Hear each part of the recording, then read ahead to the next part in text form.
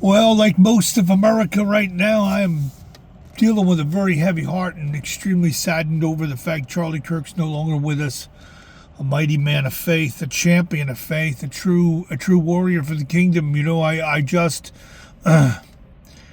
this death has brought my attention to him more now more than ever, and I've been watching a lot of his different podcasts, his videos, and all the things. And man, I'll tell you what, he was a fearless man of God for such a young age. He was not afraid to speak the truth. He never compromised. I mean, incredible brother in Christ, no doubt about it. And that's the reason for this video.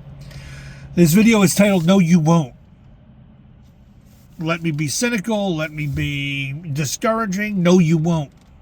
No, you won't. No, you won't. You're going to continue to be a hamster on the wheel, going around in a circle, doing the same old thing because that's what you've always done. And I'm guilty of the same thing. I'm guilty because we are a self-centered society.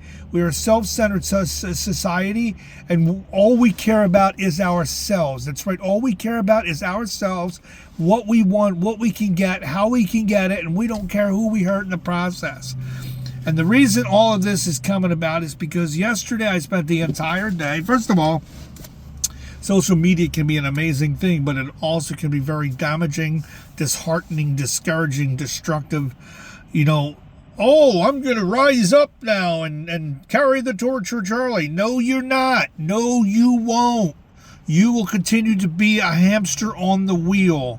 You can understand something. We lost grip of this country. We lost grip on our rights. We lost grip on everything many years ago. We didn't stand up when we needed to stand up. We didn't push back. And because we haven't, we're in this position we're in. And it's going to continue on this path. It's going to continue on this path. Guys like Charlie only come around every couple of 100 years. That's right. I highly doubt you're going to find someone to take up the torch. And you Facebook Rambos, you Instagram mercenaries, you TikTok ninjas say, I'm going to take up the torch. No, you are not. All you're doing is using this man's passing is to make yourself look good on a platform. If you truly were going to do it, you would do it. You wouldn't talk about it, you would do it. Two types of people in this life, talkers and doers. And you're a talker, that's right. And I'm a talker. I'm the first one to admit it. The only time I would stand up is if it came near my home or it was on my doorstep. So stop saying that you're going to do this and 1 million are rising and blah, blah, blah. Let me be cynical. Let me be sarcastic. It's the truth, and you know it's the truth. Deep down inside your heart, you know it's the truth. You're not going to stand up. You're not going to go out there and profess the faith. I was talking to my wife yesterday, and I got really angry because, I've visited a lot of churches. I've traveled to a lot of churches. And to be honest with you, I don't think one pastor, I only know one that out of many that has the courage to actually speak the bold truth, but only inside the box. Most of you pastors, 99.9% of you pastors, elders, preachers, deacons, religious leaders will not leave the box. Your box, okay? That's your box, right? You've got this building. I'm not even going to call it the church because we're the church. But you've got this box, this building that you're in. And this is your safe haven. And inside the box, you're golden. You're good. You can profess Christ. You can talk about Jesus. You can talk about salvation. You can kumbaya, sell coffee and sing and dance and yada yada, and then you leave. You're in your car for Monday through Friday, and here you are back to the world and back. We don't even know that you're a pastor half the time. We don't even know you're a religious leader. Charlie, we knew who he was and what he stood for, and it didn't matter where he was or who he spoke to or who discussed or debated him. It didn't matter. He didn't bend. He stood on faith. He professed the faith, and that's what church leaders are supposed to do. So when you sit here on your platform screaming, I'm going to take up the torch, I'm going to rise up and defend the faith. No, you're not. No, you're not. You're going to hide in your little box and you're going to stay safe and you're going to continue to as long as they come into my box, I can tell them about Jesus. But if they don't come into my box, Jesus didn't hide in the box. Jesus and the apostles didn't hide in the box. They intermingled with prostitutes, tax collectors, criminals, anybody that was outcasted by the religious establishment were the ones Jesus Christ preached to. We're all just hamsters on the wheel in this big ugly world, and we're going to keep doing the same old thing because that's who we are. We are a self-centered society. We are afraid. 99.9% of us are afraid to even put a Facebook post up. God bless you. Won't even do that. And then if I've reached out to pastors a million times on Facebook, looking for some type of encouragement, some kind of guidance. Nothing, just totally ignored. My one pastor, a pastor I had for over 10 years, married in his church, looking for just the slightest bit of advice, the slightest bit of encouragement. Call my secretary and make an appointment to come see me. Who are you, dude? Come on, man. You're my pastor. You're my shepherd. You're my leader. I need hamsters on a wheel, man. Hamsters on a wheel hiding in a box. Hamsters on a wheel hiding in the box. That's why this world is so messed up, because 25, 30 years ago, we needed to take Christ out of the box and take Christ into the world fearlessly. I don't want to offend anyone. I don't want to hurt anyone's feelings, Jesus.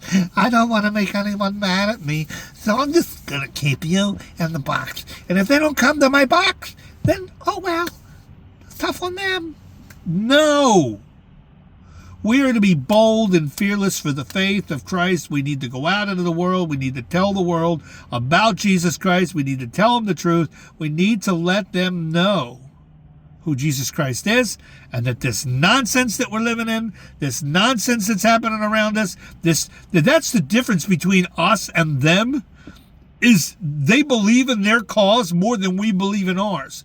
Even though ours is the right way to go, even though we're righteous in God's eyes, they're more hell-bent and determined to serve the emperor of darkness, and they will kill if they have to shut us up. That's proven over and over and over again.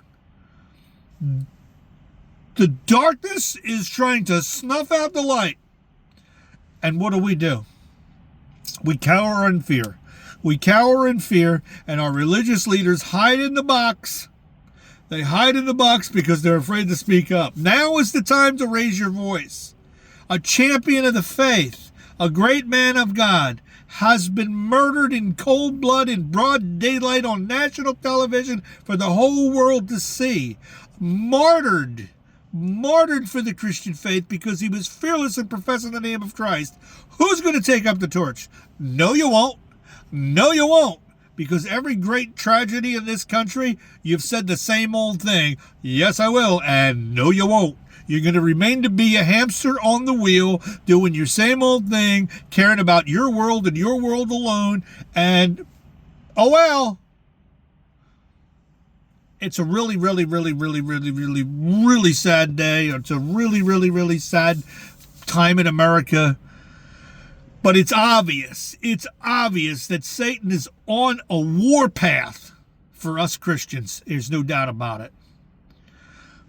Religious leaders, pastors, deacons, elders, anybody who has any type of religious background, anybody that a brother or sister in Christ who you don't even need training. That's the best part. You don't even need training.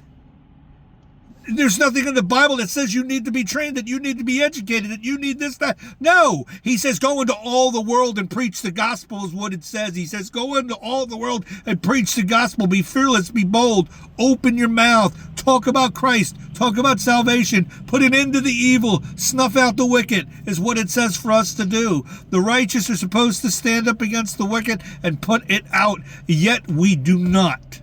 We do not, because we're a self-centered, fearful, run by fear, then that's the problem with the other side is they're not afraid to instill fear. They're not afraid to burn buildings. They're not afraid to tear things down. They're not afraid to scare you. They're not afraid to push you in the corner. At what point are we going to stand up as God's people, as God's true disciples, stand up against the darkness that is running rampant in this country, running rampant, destroying our children's lives, destroying homes, destroying families? It's everywhere. And it's the pastor, it's the religious leaders' fault in this country because they're afraid. I don't want to offend anyone. If they don't come to my church, I have no right to tell them about Jesus. They have to ask me. If they ask me, I'll do it. Our world, our country, our nation is lost. Our children are lost. We're losing. We're losing to the kingdom of darkness. We're losing to the kingdom of darkness because children of the light, God's children, God's chosen, God's anointed, are not standing up and standing in the gap and standing up against darkness. And you need to go into the darkness and shine your light.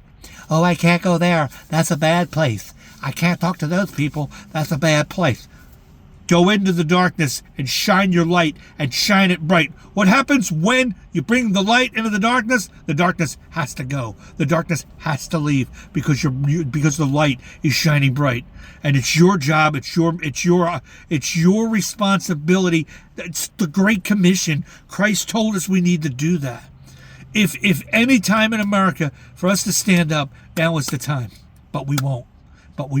And you won't. You're going to continue to be a hamster on the wheel, focused on self, living in your self-built safety kingdom where the world is out there and I'm in my bubble and I'm not going out there because it's a dark and scary place and I'm afraid. I'm afraid to speak the truth, to speak faith. I'm even afraid to say God bless you in an emoji.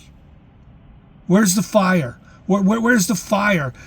Our founding fathers had a fire. You read that sacred document. You could see the fire. You could see that their hearts were on fire for God. Their hearts were on fire for the kingdom of heaven. Their hearts were on fire for the Christian faith. Where is that fire? Where is that at? You need that fire inside of you. You need that fire to burn hot, burning, blazing hot. You're going to be a hamster in the wheel. And no, you won't. No, you won't.